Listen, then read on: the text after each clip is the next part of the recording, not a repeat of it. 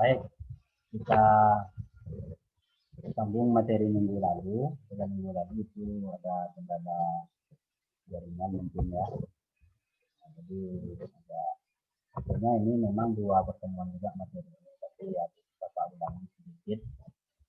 Ini materinya tentang data pendapatan nasional, sehingga dari data ini bisa mengukur perekonomian suatu negara ataupun suatu lokasi ataupun suatu wilayah atau daerah. Itu intinya data pendapatan nasional. Sehingga berhubung dia bisa mengukur perekonomian suatu daerah atau negara, maka data pendapatan nasional ini bisa diturunkan ke banyak penafsiran.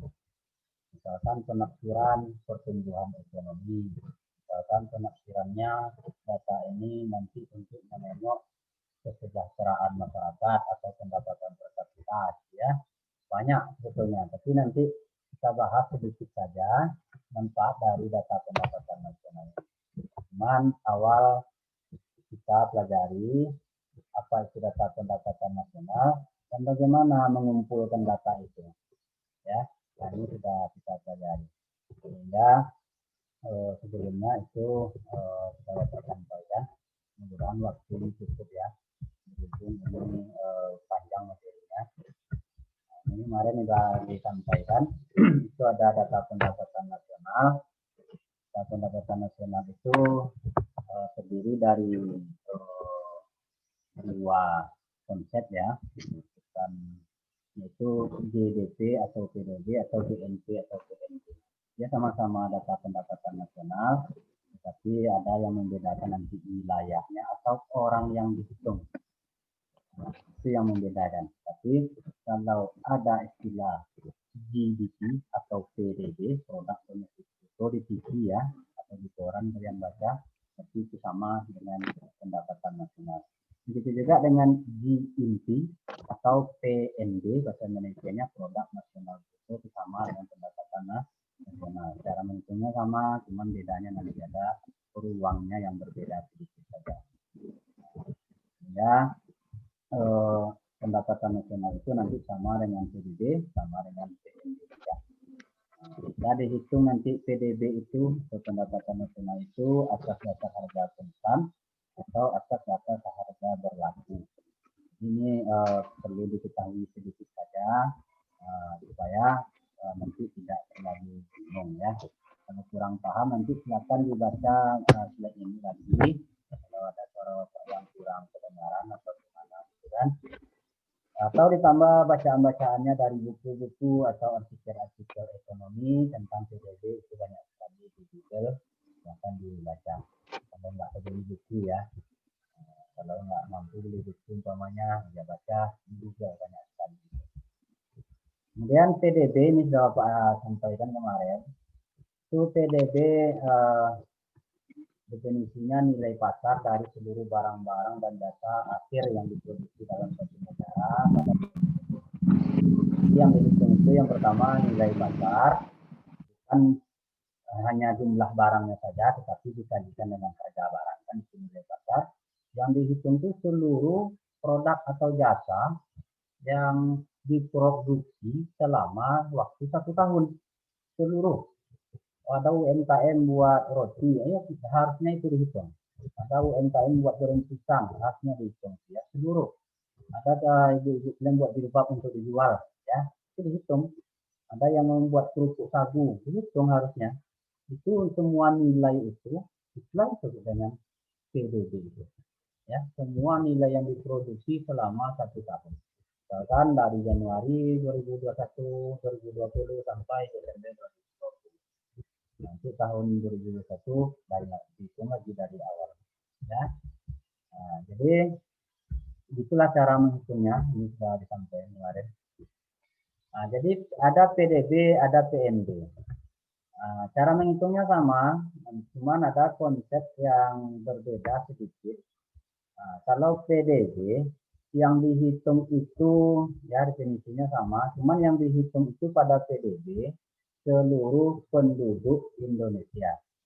Kalau PNB, seluruh warga negara Indonesia. Nah, siapa bedanya? Kalau PDB, ya, semua produksi barang dan jasa, nilai produksi barang dan jasa itu yang diproduksi oleh seluruh penduduk Indonesia, berarti itu masuk ke dalam nilai PDB. Sesuai dengan namanya domestik. Siapapun yang memproduksinya, misalkan kita orang Indonesia memproduksi tempe, kan ada nilainya tuh untuk dijual kan. Nah, berarti nilai tempe tadi berapa selama 1 tahun itu masuk dalam PDB. Kemudian ada orang luar negeri nanam saham di Indonesia seperti Chevron atau apa gitu. Ada nilai produksinya. Itu dihitung juga masuknya kemana, ke PDB. Kenapa? Karena diproduksi di Indonesia, di dalam negeri, itu domestik, sesuai dengan namanya produk domestik itu. Kemudian apa bedanya dengan PNB? Kalau PNB hanya warga negara Indonesia saja, ya. Misalkan warga negara Indonesia yang ada di Indonesia memproduksi mobil atau apa, itu nilainya masuk ke dalam nilai PNB. Kemudian ada juga warga Indonesia yang memproduksi di luar negeri, menanam saham di luar negeri, nilainya itu masuk ke PNB Indonesia. Dan nilainya itu yang diproduksi di luar negeri masuk ke PDB luar negeri. Contoh Erick Thohir.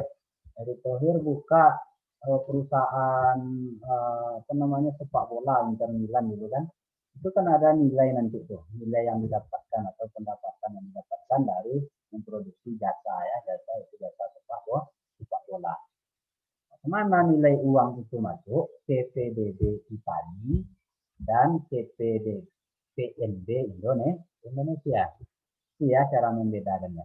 Jadi beda penduduk dengan warga negara itu. Kalau penduduk seluruh orang yang tinggal di negara tersebut atau di Indonesia, baik negara asing, warga negara asing ataupun warga negara itu.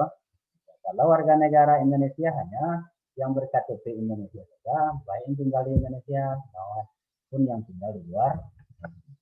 Jadi pada hakikatnya sama ya, cara menghitungnya sama, yaitu dengan menjumlahkan seluruh nilai barang, nilai produksi dari barang atau jasa selama 1 tahun.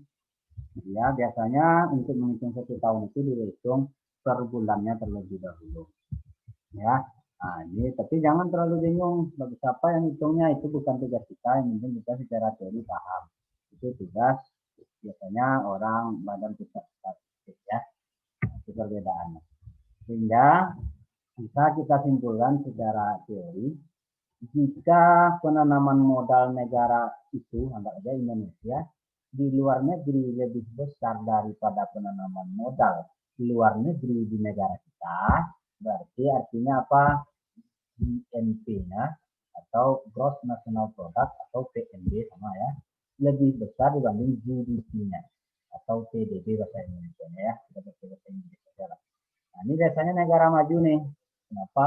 Sudah banyak sahamnya, saham orang Indonesia ini misalkan sudah banyak di luar negeri, kan?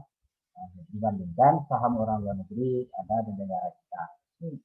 Ini biasanya negara-negara maju ini cirinya GNP-nya biasa lebih besar dibandingkan GDP.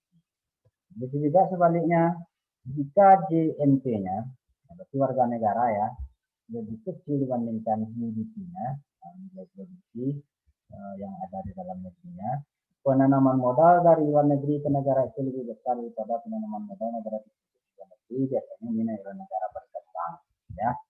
Di negara tersebut banyak saham-saham dari luar negeri dibandingkan saham warga negara tadi di luar negeri. Biasanya seperti itu, ya. Kemudian yang dihitung dari PDB, nah, ya, kalau bilang PDB berarti itu pendapatan nasional, bilang PNB berarti juga pendapatan nasional, itu sama ya. Ini membedakan jadi satu domestik, yang satu adalah warga negara. Jadi bedanya biasa untuk menengok perekonomian satu negara itu digunakan PDB. Kenapa?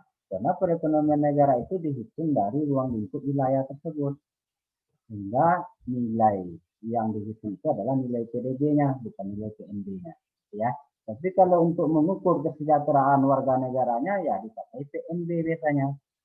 PNB yang dipakai kenapa? Ya yang kita hitung itu warga negara kita, baik yang ada di Indonesia ataupun yang ada di luar negeri, TKW segala macam di luar negeri itu. Nah, berapa yang dihasilkannya itu nanti disebut kalau ditotalkan semuanya itu disebut dengan PNB. Ya. Nah, kemudian untuk menghitung PDB dan PNB tadi, kalau di dalam pendataan itu ada 3 metode biasanya, 3 pendekatan. Itu dengan pendekatan produksi, pendekatan pendapatan, dan pendekatan pengeluaran. Nah, jadi tidak jalan pendapatan nasional ini dengan menetapkan PDB ya. Jadi PDB pada prinsipnya mengukur 3 sisi ini, yaitu sisi produksi, pendapatan, dan pengeluaran secara bersamaan. Artinya apa? Nilai produksi yang dihasilkan seseorang dalam perekonomian akan menjadi pendapatan bagi orang tersebut. Artinya apa? Kalau dihitung dengan benar, harusnya nilai yang dihitung dengan pendekatan produksi itu pasti sama nilainya nanti dengan sisi pendapatan dengan sisi pengeluaran. Nah, karena yang dihasilkan oleh seseorang itu akan menjadi pendapatannya. Misalkan dia membuat tempe 10 kilo, 1 kilo 10.000. Berarti berapa nilai produksinya? 10 kilo dikali 10.000, 100.000. Nah, di tempe dijual berapa semua tempe dijual? Berarti itu senilai 100.000. Nah, kira-kira seperti itu. Nah, kemudian 100.000 tadi dapat dari mana? Dari pengeluaran oleh konsumen dalam perekonomian, konsumen pembeli tempe. 100.000. Sehingga artinya apa? Kalau dihitung secara benar, sisi pendapatan, produksi, sisi pendapatan, sisi pengeluaran nilainya harusnya sama. Ya, walaupun dalam pencatatan itu ada sedikit perbedaan. Kenapa? Ini sebentar ya, ada orang minta tolong. Ya, oke, kita lanjut. Oke ya, selanjutnya ini bagaimana cara menghitung dari sisi produksi? Pertanyaannya mungkin timbul, kok dihitung dari 3, kenapa tidak 1? Nah, ya, karena memang dari sisi produksi nanti ada manfaatnya juga. Apa yang diproduksi oleh masyarakat seluruh Indonesia itu terlihat di situ. Nah, kalau hanya dari sisi ini, maka PDB tadi tidak bisa mencerminkan apa saja pengeluaran masyarakat Indonesia. Nah, makanya diperlukan juga perhitungan pengeluaran masyarakat Indonesia untuk apa saja. Nah, kemudian dari sisi pendapatan masyarakat Indonesia dari mana saja, walaupun nilainya sama, namun manfaatnya berbeda untuk pengambilan kebijakan ekonomi. Ini teori dasar ya, yang penting kita itu coba ini pengantar. Jadi dari sisi produksi itu gampang cara menghitungnya, seperti yang sudah kami sampaikan. Nah, berarti Y itu pendapatan nasional atau PDB atau PNB sama ya, yaitu singkatan dari pendapatan nasional. Itu dihitung dari jumlah produksi barang 1 dikali harganya. Nah, berarti misalkan tempe produksinya 10 kilo, harganya 10.000, berarti 100.000. Barang kedua tahu produksinya 20 kilo, harganya 10.000, berarti 200.000. Semua barang. Itu semua barang ya. Oh, banyak tuh Pak, ribuan. Iya, memang ribuan. Ribuan ya, tapi di satu daerah dengan daerah lain bisa saja ini berbeda ya. Nah, jadi ada satu barang itu ada di daerah kita, produksinya, ada di daerah lain yang tidak. Contoh, di Indonesia anggap saja tidak ada memproduksi mobil umpamanya. Di luar ada memproduksi mobil. Tapi barang mobil untuk negara kita tidak ada dia. Di luar negeri ada. Ini kalau seandainya seperti itu. Jadi banyak dia. Tapi jangan bingung ya, ini ada aplikasinya juga. Bukan tugas kita menghitungnya. Kita perlu tahu saja secara teoritis saja. Oke ya. Semua barang ini yang dihitung. Nah, makanya yang dihitung itu bukan jumlah barang saja, tetapi adalah nilai barangnya. Nilai barang itu apa? Jumlah barang dikali harganya, baru ada nilainya. Ya, kenapa?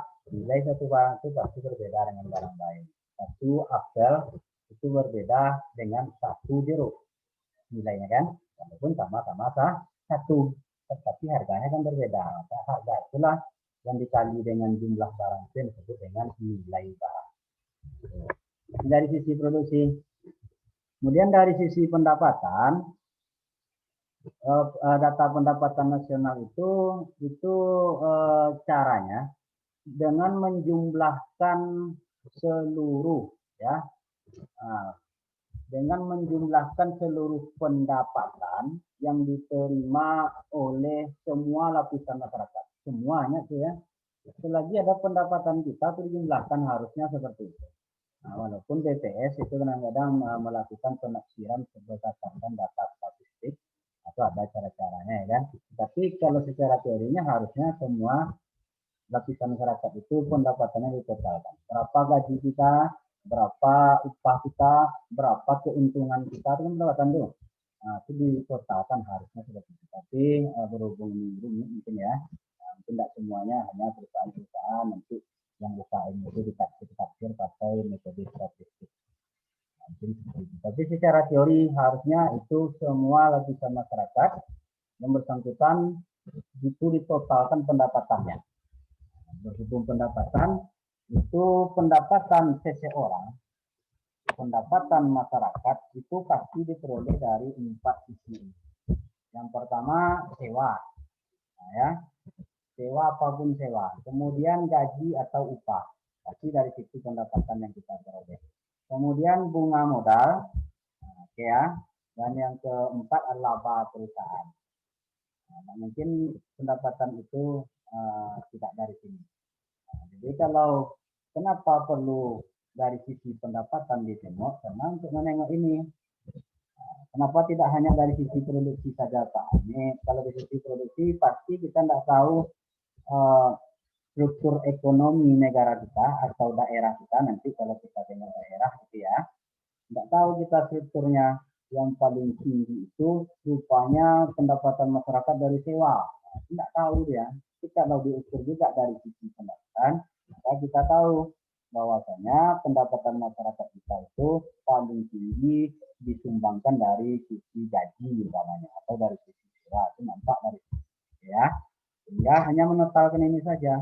Nah, siapa yang mengumpulkan data berapa sewa yang diperoleh, upah gaji yang diperoleh, itu bukan kita hanya perlu sekali lagi saya sampaikan itu hanya perlu mengetahui saja ya, dan tidak kita penting cara ekonomi ini berjalan seperti apa itu yang perlu kita ketahui, intinya seperti itu. Sehingga orang hukum nanti kalau berbicara tentang ekonomi, hukum-hukum yang terkait dengan ekonomi, paham bahwasanya mana yang harus dilakukan, mana yang tidak harus dilakukan. Ini contohnya yang tadi ya, tadi kita menjumlahkan pendapatan nasional yaitu jumlah dari sewa, upah, bunga, dan laba. Ini ya. Jadi kira-kira seperti ini hanya contoh. Ini hanya contoh, tidak ada sumbernya ya. Contoh saja, misalkan 200 miliar. Tapi ini tidak mungkin ini. Kalau Indonesia segini, pasti triliunan ini. Nah, masalahnya pendapatan kan, seluruh pendapatan selama 1 tahun. Nah, tapi ini hanya contoh saja. Ya, dia di Indonesia itu belum menggunakan metode pendapatan ini. Tapi di negara lain itu sudah. Nah, di Indonesia hanya menggunakan 2 sampai sekarang, yaitu metode pengeluaran dan metode produksi. Nah, kenapa? Karena sulitnya mendata pendapatan masyarakat Indonesia. Berapa pendapatan tukang goreng, berapa pendapatan semuanya, tukang dodos, tukang gonteng, banyak struktur usaha yang informal itu susah didata. Nah, jadi belum dipercaya, tapi di negara maju ini sudah dipakai, di Amerika dan segala macam Inggris itu sudah dipakai metode pendekatan ini. Jadi intinya harusnya nilainya sama juga antara nilai produksi, pendekatan produksi, pendekatan pendapatan, dan pendekatan pengeluaran. Oke ya. Nah, kemudian dari sisi pengeluaran ini ada juga PDB itu, pendapatan nasional itu bisa diukur dari sisi pengeluaran.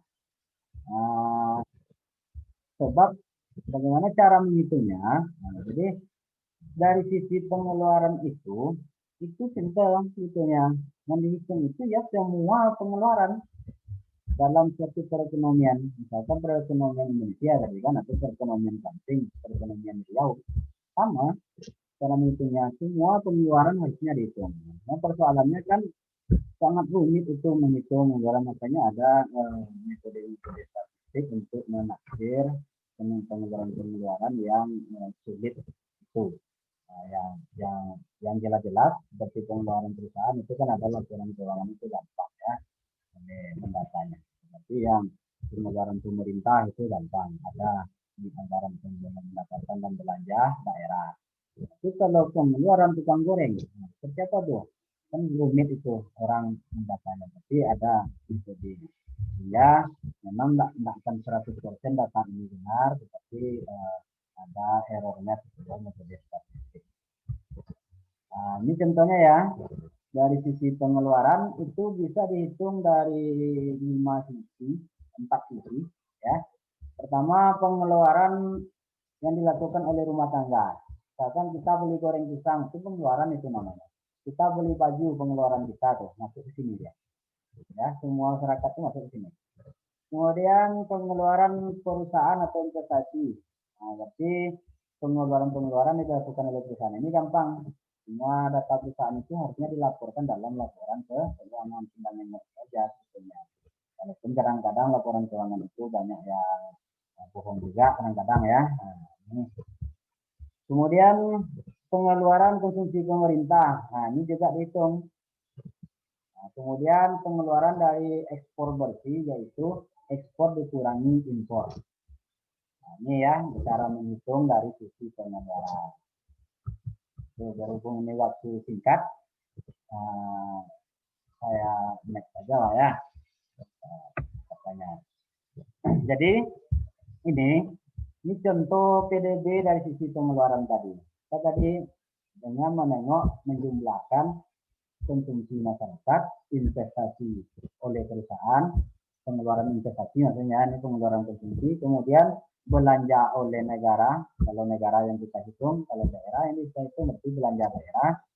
Nah, kemudian ekspor neto, ekspor neto ini ekspor dikurangi impor, jadi dia negatif, jadi positif.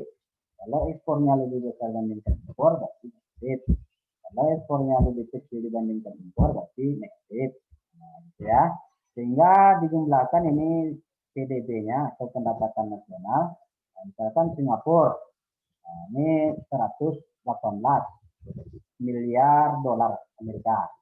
Hong Kong, ini tahun 2002 kalau saya katakan di Hong Kong 1177, Malaysia 131. Nah, ini ya semua apa artinya, kita semua negara itu cara menghitungnya sama ya, cara menghitungnya sama, sehingga kita bisa membandingkan berapa nilai ekonomi yang dihasilkan oleh satu negara dalam satu tahun. Nah, sekarang kita tengok ini Singapura, Hong Kong, Malaysia, Thailand, Filipina, Indonesia. Nah, jadi perekonomiannya yang paling besar itu adalah Indonesia. Nah, ini tahun berapa ya? Karena dataannya ada. Sumbernya IMF tahun 2002. Ini contohnya dunia aja. Bentar ya, ini ada yang minta tanda tangan.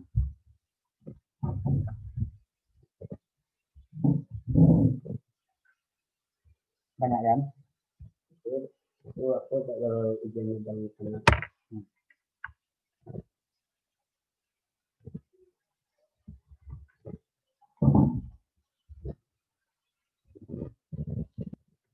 dari itu enggak.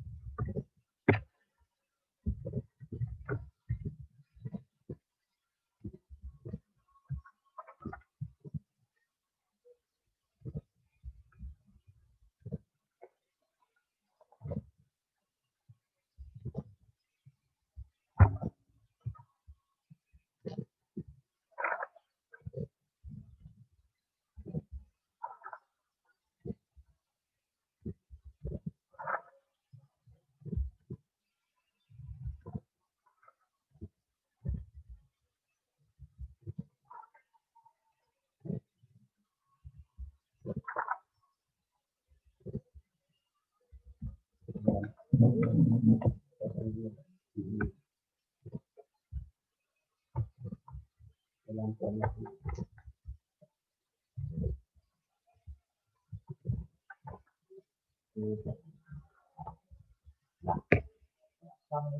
sama-sama. Ayo ke kenalan ya.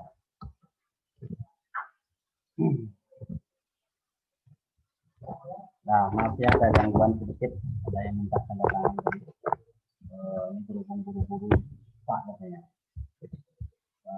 Pak Rizka Al Amin tadi itu Pak Zainal Abidin yang minta tanda tangan mau tes perwira katanya Pak. Mungkin kenal Bapak ya sama-sama polisi kan. Pak mau buru-buru Paknya katanya mau minta tanda tangan legalisir ijazah. Ya kita bantu lah ya Pak ya. Saya mau tes perwira katanya. Mudah-mudahan nanti bisa jadi Bapak Polres ya Pak. Oke, kita lanjut ya. Nah, ini contoh ya, ini contoh apa tadi? PDB tadi. Nah, dari sisi pengeluaran. Nah, ini contoh Singapura, ada Hong Kong, Thailand, Filipina, Indonesia. Nah, kita tengok dari 4 sisi. Berapa nilai PDB-nya Singapura sampai Indonesia 290. Berarti nilai perekonomian tahun 2002 ya, ini catatannya. Bukan sekarang. Sebab kalau saya itu biasanya untuk data-data ekonomi sengaja saya yang lama-lama saya pakai. Nggak mau pakai yang 2010 ke atas untuk contoh ya. Kalau untuk contoh. Kecuali untuk kasus baru. Kalau untuk contoh itu pakai yang lama supaya apa? Supaya tidak tendensius nanti terkait dengan politik. Biasanya dikaitkan dengan politik. Misalkan pendapatan per kapita Indonesia. Ini Indonesia paling rendah umpamanya. Kan sekarang Indonesia di atas Filipina, yang di bawah Thailand, di bawah Malaysia, di bawah Hong Kong, bawah Singapura. Artinya apa ini pendapatan per kapita ini? Pendapatan rata-rata setiap penduduk. Beritanya apa? Kita jauh di bawah Hong Kong, jauh di bawah Singapura, jauh di bawah Malaysia, masih di bawah Thailand, hanya di atas Filipina sedikit. Artinya apa? Kita hanya sejahtera secara rata-rata ya, per kapita itu rata-rata. Secara rata-rata hanya dari Filipina.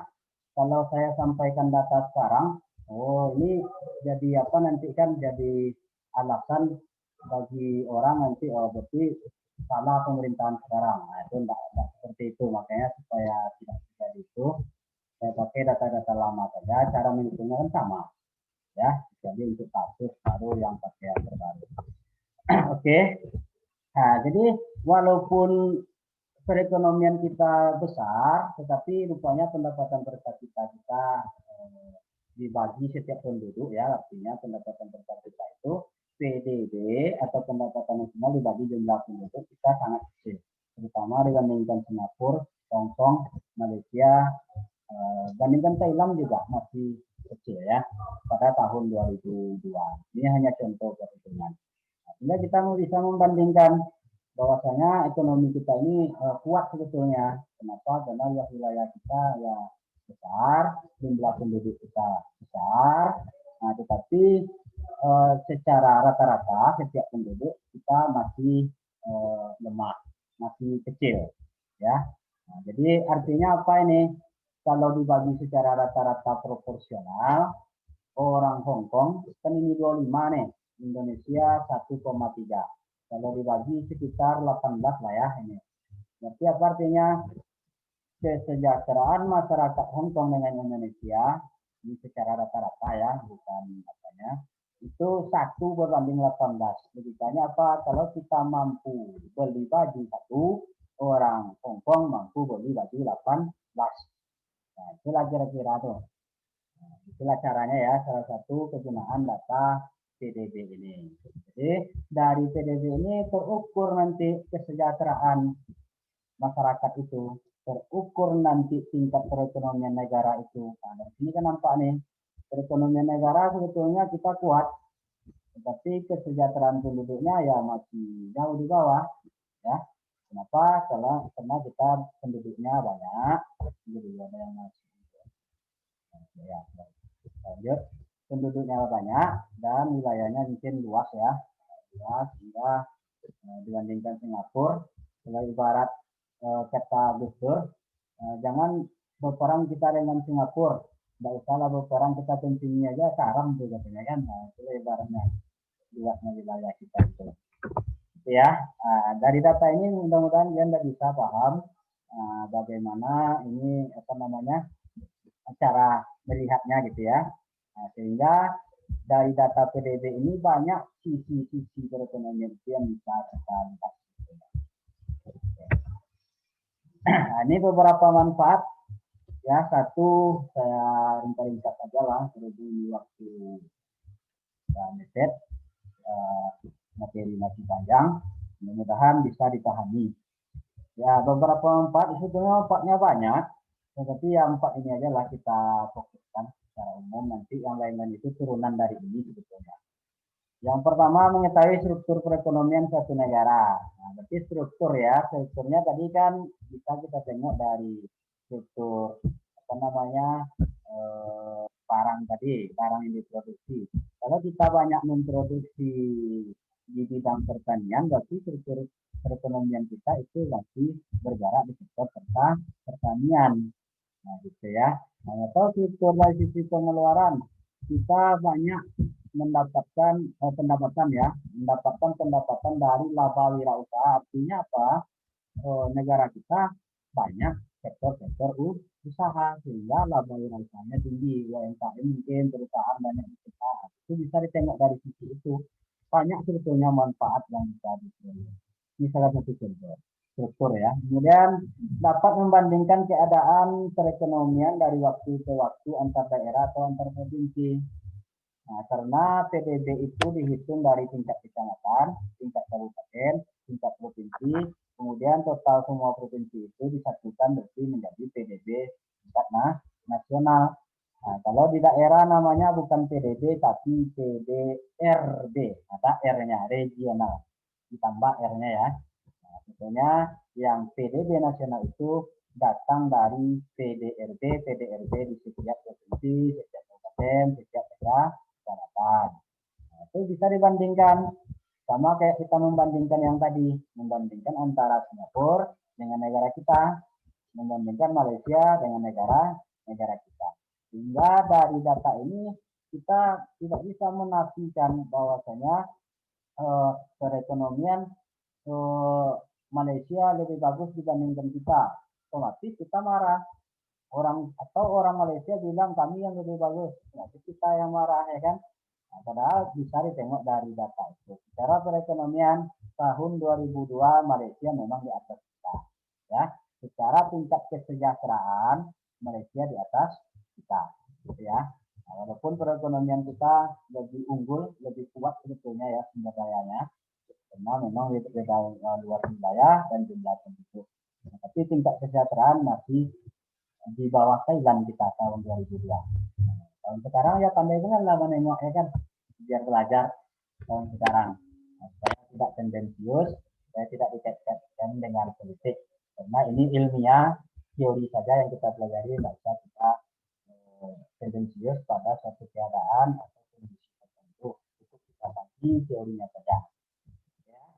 Nih, kemudian yang ketiga, dapat membandingkan keadaan perekonomian antar negara. Yang tadi ya dari sampaikan panjang lebar, mana yang ekonominya lebih tinggi, mana kesejahteraan yang lebih tinggi, itu dapat ditengok dari PDB antar negara. Nah, tingkat kesejahteraan penduduknya bisa ditengok dengan PDB per kapita. Paham ya? PNB per kapita atau PDB per kapita. Tadi sebut dengan pendapatan nasional per kapita boleh. Sebab PDB, PNB itu juga disebut dengan pendapatan nasional. Yang membedakan tadi kan hanya ruang lingkupnya saja. Ini agak cepat mungkin ya sedikit. Nah, mudah-mudahan bisa dipahami. Kemudian yang keempat, dapat membantu merumuskan kebijakan-kebijakan pemerintah. Misalkan kita sektor kita, struktur perekonomian kita masih banyak pada bidang pertanian. Kita mau bergerak di bidang industri. Nah, itu ya bisa ditengok dari data itu. Atau misalkan pengeluaran masyarakat kita itu masih banyak dari pengeluaran konsumsi. Ya, suka belanja berarti orang Indonesia nampak dari situ. Nah, berarti kebijakan pemerintah bisa membuat UMKM atau apa supaya apa pengeluarannya lebih banyak ke investasi barang-barang usaha. Nah, gitu. Kira-kira seperti itu. Banyak sebetulnya, ini hanya contoh-contohnya saja.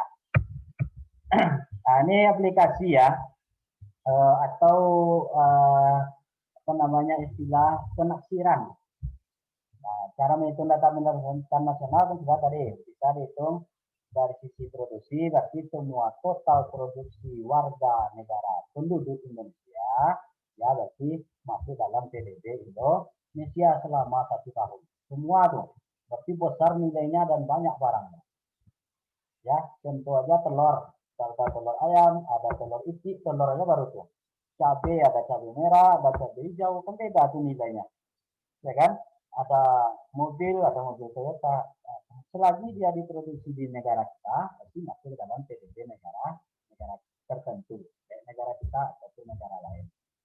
Cara menghitungnya seperti itu banyak berarti, ya memang harus banyak. Ya. Oke. Selanjutnya dari data tadi, nah ini bisa kita tafsirkan data PDB itu. Nah, salah satunya hanya 4 aja lah contoh ya. Ini hanya contoh. Yang pertama, bisa dari data PDB atau pendapatan nasional itu kita menengok pertumbuhan ekonomi suatu daerah atau suatu negara. Nah, ini yang pertama. Kemudian bisa menengok jumlah output total dan output per kapita. Ini sudah kita bahas kan? Berapa jumlah produksi kita selama 1 tahun. Nah, itu kan sama tuh dia nanti dengan yang tadi. Nah, ya. Kemudian bisa menengok inflasi ya ataupun harga yang sekarang dan harga konstan. Harga konstan itu tetap. Harga tetapnya nanti ditengok caranya. Kemudian yang keempat bisa saya sampaikan juga tadi kontribusi masing-masing sektor perekonomian. Nah, bisa menengok kontribusi sektor perekonomian yang bidang jasa berapa sektornya kontribusinya, bidang pertanian berapa kontribusinya, bisa menengok itu ya. Ini contoh. Biasanya kalau di TV atau di media-media kita menengok pertumbuhan ekonomi Indonesia tahun 2020 7% umpamanya. Nah, persoalannya 7% itu tinggi atau rendah? Kemudian persoalannya dari mana datang 7%? Nah, pasti orang nggak tahu dong. Nah, tapi dengan belajar ini kita dengan orang menyebutkan 7% kita paham, oh 7% ini datangnya dari sini. Dari mana datangnya? Dari data PDB atau pendapatan nasional. Nah, cara ya. Jadi bagaimana cara menghitungnya? Ini contohnya, ini contoh ya. Nah, ini G ini pertumbuhan ya grow ini artinya pertumbuhan ekonomi. Nah, jadi pertumbuhan ekonomi itu bisa dihitung dari PDB 1, nah berarti tahun 1 dikurangi PDB tahun sebelumnya. Misalkan kita ingin menghitung PDB tahun 2020 kemarin, kan dah habis nih. Berapa pertumbuhan ekonomi kita tahun 2020? Berarti PDB tahun 2020 dikurangi PDB tahun 2019 dibagi PDB tahun 2019 kali 100%. Nah, berapa hasilnya? Itulah PDB-nya. Apa artinya pertumbuhan ekonomi itu? Hanya pertumbuhan ekonomi dalam 1 tahun tertentu. Nah, makanya misalkan pada tahun 2020 terjadi pertumbuhan ekonomi 7%. Ya, nah, berarti artinya terjadi lonjakan pendapatan penduduk Indonesia pada 1 tahun itu sebanyak 7%. Paham mungkin ya? Nah, itu hanya sebatas itu. Jadi kemudian misalkan terjadi pertumbuhan ekonomi Amerika hanya 2%. Oh berarti kita hebat dibandingkan Indonesia dibandingkan Amerika ekonominya. Tidak. Kenapa? Karena pertumbuhan ekonomi itu hanya yang dihitung dalam 1 tahun itu saja. Ya. Nah, misalkan pendapatan Dea Andriani sendiri aja lah, enggak dia negara, tapi dia sendiri hidup. Pendapatannya selama 1 tahun 1 juta. Untuk tahun depan pendapatannya 2 juta. Berapa pertumbuhan ekonomi dia Andriani? Ya 100%. Nah, gitu kan? Nah, sama gitu dia. Itu simpel aja, ya. Apakah dia Andriani lebih kaya dibanding Abu Rizal Bakri? Kan belum tentu. Ya kan? Abu Rizal Bakri soalnya yang dihitung itu bukan 1 juta, tetapi sudah triliunan setahun. Misalkan pendapatan Abu Rizal Bakri 100 triliun atau 10 triliun setahun. Untuk tahun selanjutnya pendapatannya hanya 11 triliun, berarti hanya meningkat 10%. Sementara Andriani meningkatnya 100%. Cuman bukan berarti Andriani itu lebih kaya dibandingkan Abu Rizal Bakri. Itu ya yang dihitung itu hanya. Kadang-kadang ini yang menyesatkan sedikit ya, terutama dalam debat capres. Sebab calon capres itu kadang-kadang memang tidak paham juga ekonomi. Ya, jangan terlalu ini hanya hitungan 1 tahun saja. Saya lebih paham. Ini contoh. Misalkan PDB Indonesia tahun 2012 sebesar 1.154 triliun. PDB tahun 2013 1.227 triliun. Dengan demikian laju pertumbuhan ekonomi Indonesia tahun 2013. Ini kan 2012 ke 2013 nih. Tapi namanya ini adalah pertumbuhan ekonomi tahun 2013, yaitu berarti 6,32%. Artinya apa? Terjadi pertumbuhan ekonomi di Indonesia tahun 2012 ke 2013 selama tahun 2013 yaitu sebesar 6,32%. Oke ya. Logikanya apa? Kalau seandainya pendapatan masyarakat itu sama lah ya, di rata-rata sama, berarti kita perekonomian kita, pendapatan kita, kesejahteraan kita tumbuh sebesar 6,32% selama tahun 2013. Kenapa tahun 2013? Karena tahun 2013 dihitung akhir tahun, 2012 juga dihitung akhir tahun terus. Buktinya seperti itu. Karena bisa dipahami. Kemudian menghitung output per kapita biar lebih paham. Ini sama dengan yang tadi. Ada data tadi bahwasanya PDB per kapita kita itu di bawah tahun 2002 masih di bawah Thailand, di bawah Filipina, di bawah Malaysia, jauh di bawah Hong Kong, jauh di bawah Singapura tahun 2002 gitu ya. Ini dari mana datangnya? Nilai PDB atau PNB pada tahun tertentu dibagi jumlah penduduk. Ini contohnya. Misalkan PNB per kapita kita dari tahun 2013 1.227 triliun ya, berapa nih? Pandai orang baca lagi. Triliun. Oke. Kemudian dibagi jumlah penduduk. Berarti PNB per kapita kita tahun 2013 6.135.000 rata-rata. Ingat ya, per kapita itu kan rata-rata per kepala. Termasuk ini Abu Rizal Bakri, termasuk Dea Andriani tadi di dalamnya gitu kan. Dirata-ratakan setiap penduduk. Itu disebut dengan PNB atau PDB per kapita. Tergantung data yang mau dipakai, mau pakai data PNB atau data PDB. Biasanya kalau untuk mengukur kesejahteraan masyarakat ya atau warga negara suatu negara itu dipakai PNB. Kenapa? Karena PNB itu yang dihitung warga negara, kalau PDB yang dihitung adalah penduduk dalam suatu kawasan negara. Beda ya, mudah bisa dipahami. Ini ada harga berlaku dan harga konstan. Ini agak sulit memahaminya, tapi ya hari ini agak sulit. Misalnya kalau ada papan tulis bisa dijelaskan. Intinya harga berlaku itu ya harga suatu barang yang berlaku pada kondisi saat itu. Ya sekarang misalkan harga beras sekilo 14.000, berarti harga berlakunya adalah 14.000. Gitu. Ya memang harga yang berlaku ya harga barang itu. Kalau harga konstan itu harga tetap. Harga tetap yang dihitung pada tahun dasar.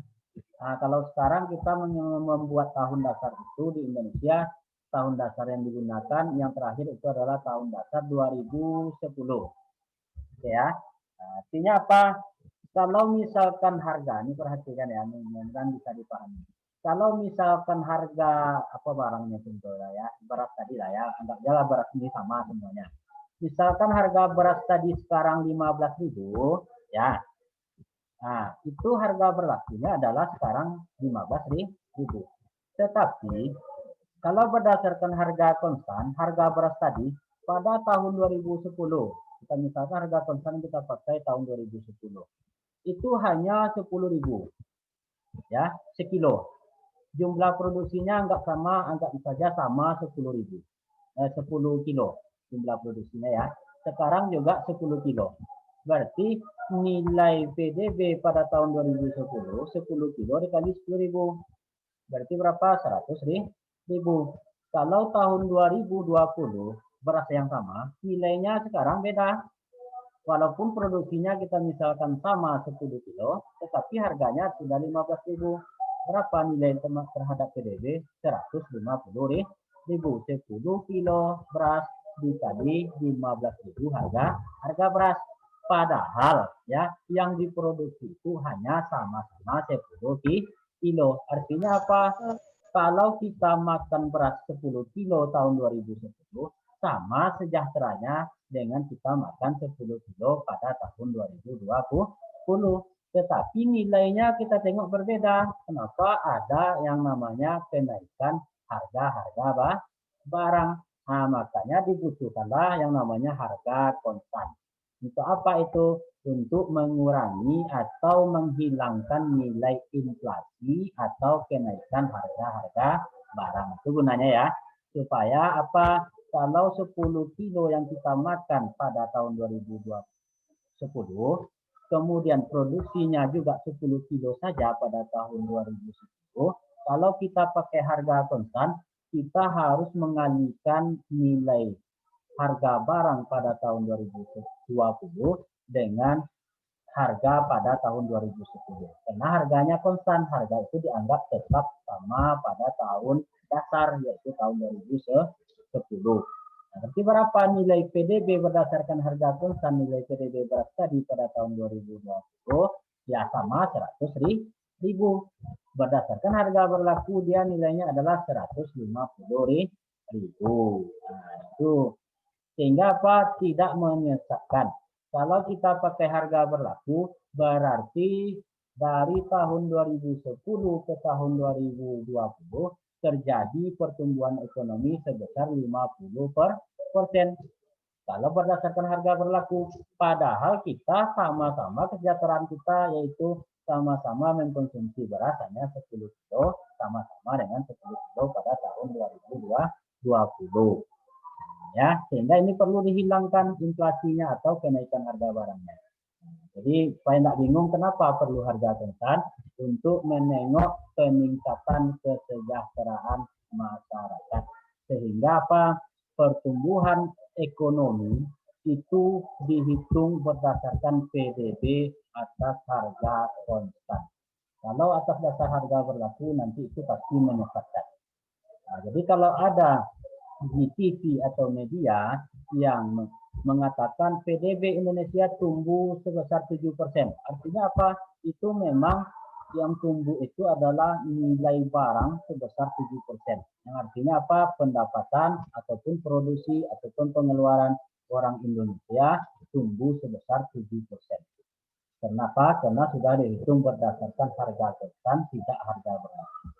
Kalau harga berlaku yang dihitung, itu bisa jadi kesejahteraan kita itu tidak tumbuh, padahal yang tumbuh itu, yang meningkat itu hanya harga barangnya saja. Itu ya, supaya tidak keliru. Nah, ini silakan dibaca kalau ada yang kurang paham. Nah, ini contoh ya. Nah, misalkan PDB tahun lalu sebesar 100 miliar. PDB tahun sekarang 116 miliar. Selama periode harga-harga mengalami peningkatan 10%. Nah, berarti apa artinya?